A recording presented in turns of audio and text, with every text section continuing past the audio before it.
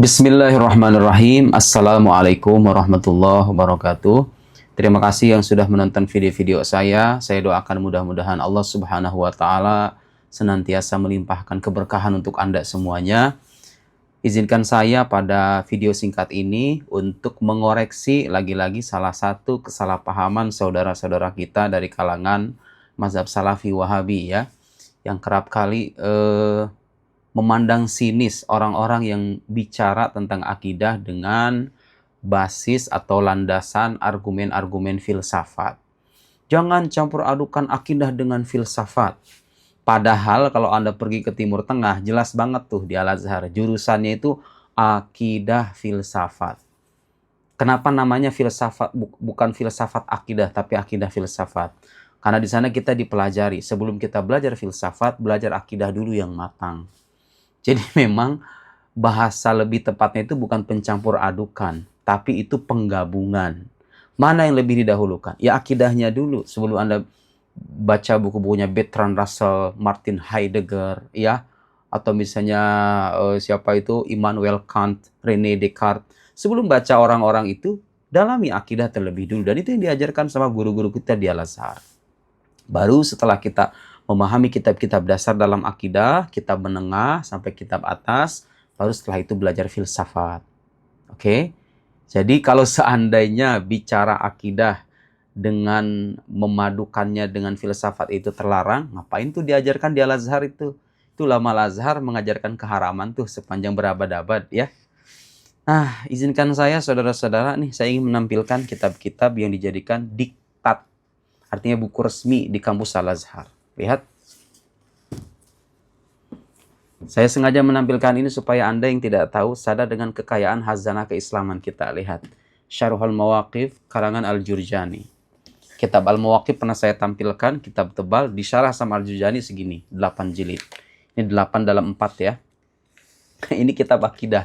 Tapi kalau Anda baca kitab ini dari awal, Anda akan terkejut. Kenapa? Karena di jilid 1, 2, 3, 4, 5, 6 itu beliau banyak bicara tentang filsafat. Bicara filsafat. Bicara dasar-dasar akidahnya itu kapan? Oh, di jilid ke-7, jilid ke-8.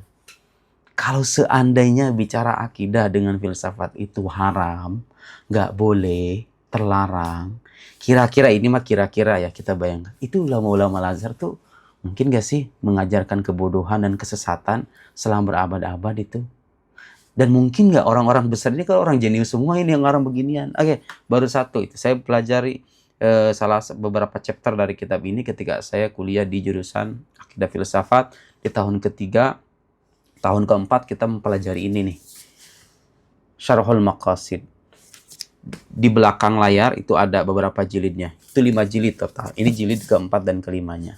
Saya pelajari di tahun keempat, kemudian dipelajari juga ketika pasca sarjana. Pasca sarjana kita belajar kitab Mawaqif, Syarah Mawaqif. Kemudian di tahun kedua pasca sarjana itu belajar ini, Syarhul Maqasid. Hal yang sama juga ditempuh oleh penulis kitab Syarhul Maqasid, Sa'aduddin At-Taftazani. Fakhruddin Ar-Razi misalnya. Silahkan itu baca kitab Al-Matalibul Aliyah atau Nihayatul Uqul. Sama juga masukkan bahasan-bahasan filsafat.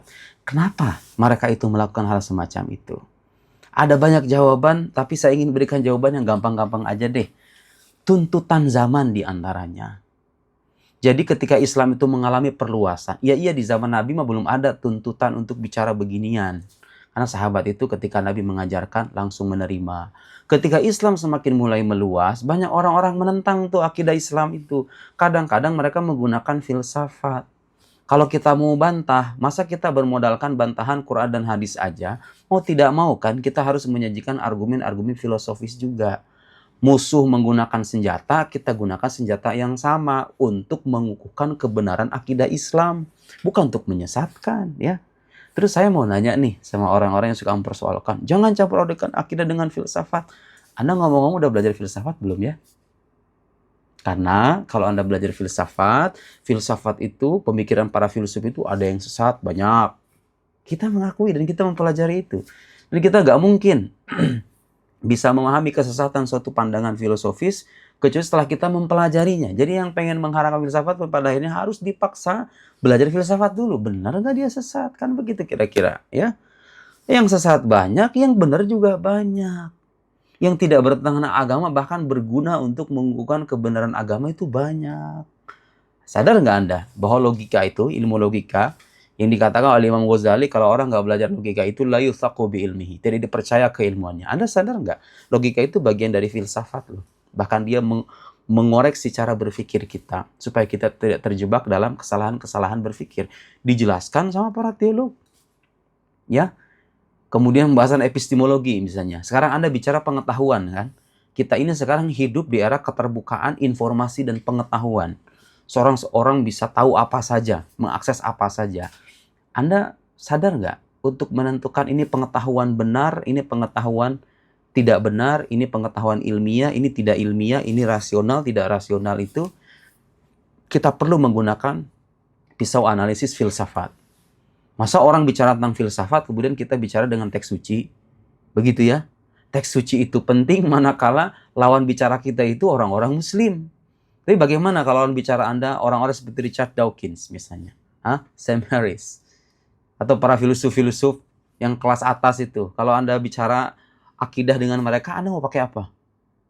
Pakai dengkul. Nggak mungkin. Harus pakai ini. Jadi ini kekayaan hazanah intelektual milik kita, warisan ulama kita. Harusnya kita bangga, diambil mana yang manfaat, ditinggalkan mana yang menyimpang. Dan ini ulama masukin beginian itu sudah disterilisasi.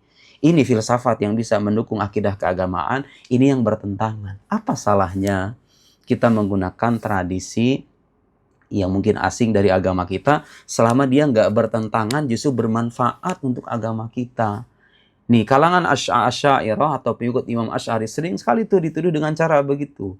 Akidah Asy'ari itu sudah tercampur dengan filsafat Yunani. Saudara-saudaraku, itu prinsip-prinsip filsafat Yunani itu sudah dikaji oleh para ulama.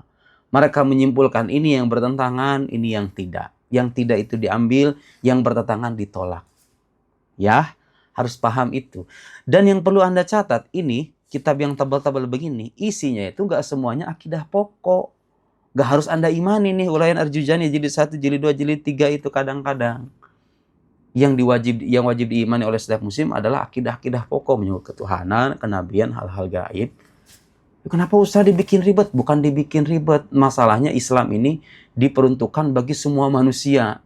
Gak semua manusia pengen penjelasan yang gampang-gampang. Ada orang-orang di luar sana yang kalau pengen menanyakan kebenaran agama itu harus pakai argumen yang filosofis, yang mendalam, yang detail.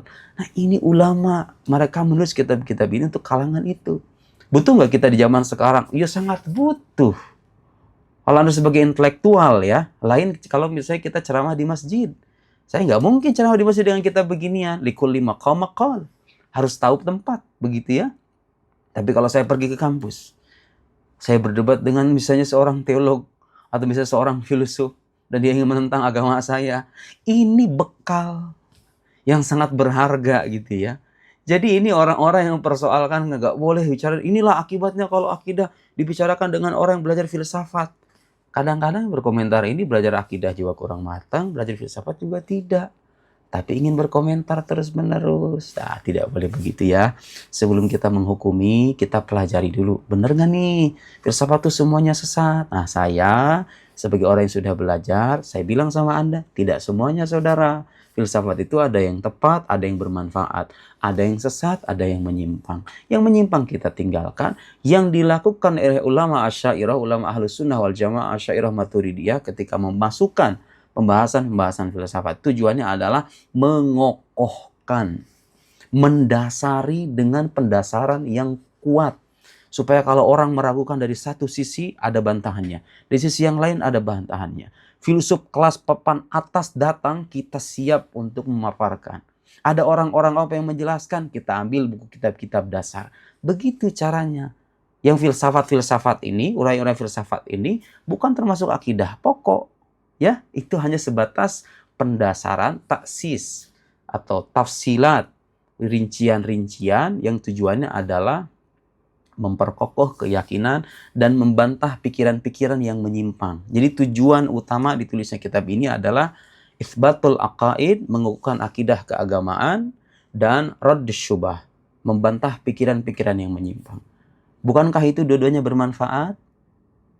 Terima kasih banyak sudah menonton. Semoga bermanfaat untuk Anda semua. Wassalamualaikum warahmatullahi wabarakatuh.